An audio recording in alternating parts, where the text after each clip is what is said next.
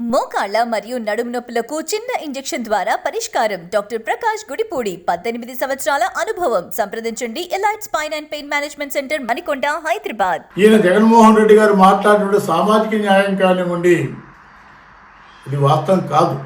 ఈరోజు జగన్మోహన్ రెడ్డి గారి యొక్క సామాజిక న్యాయం నేతి బీరకాయల్లో నెయ్యంత నిజమో, జగన్మోహన్ రెడ్డి గారి యొక్క సామాజిక న్యాయం అంత నిజం. ఈ రాష్ట్ర బీసీ వర్గాలకు సంబంధించి, ఈ రాష్ట్రంలో 139 బీసీ వర్గాలకు సంబంధించిన వాళ్ళకు కూడా మనం చేస్తాం. ఆ రోజు కష్టపడ్డాం, అధ్యయన కమిటీ ద్వారా జగన్మోహన్ రెడ్డి గారు నమ్మాం.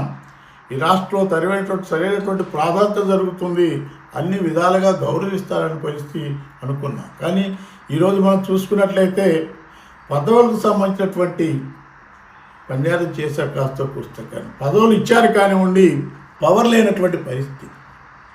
ఈరోజు రాష్ట్రంలో 56 సంబంధించిన కార్పొరేషన్లు ఏర్పాటు చేస్తే ఆ కార్పొరేషన్ సంబంధించిన చైర్మన్ని ఇంతవరకు కూడా ఈ ముఖ్యమంత్రి గారు, మన ముఖ్యమంత్రి జగన్మోహన్ రెడ్డికి కలిసిన పరిస్థితి లేదు.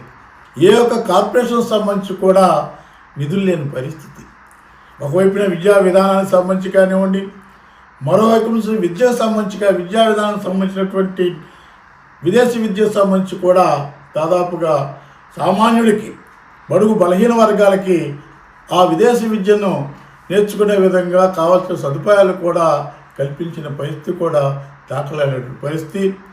అందుకని నేను మాట్లాడుతున్నాను, బీసీ వర్గాలకు సామాజిక న్యాయం అంటే మరి రాజ్యాంగబద్ధంగా రాజ్యాంగ ప్రకారం సామాజిక న్యాయం అంటే స్వేచ్ఛ, సమానత్వం, సౌభాతృత్వం, ఆత్మగౌరవానికి సంబంధించినటువంటి ఇవన్నీ కూడా సామాజిక న్యాయంలో మిళితమై ఉంటుంది. ఇవన్నీ ఉన్నప్పుడు మాత్రమే ఆర్థికంగా, సామాజికంగా, రాజకీయంగా ఎదగటానికి అవకాశాలు ఉన్నాయి.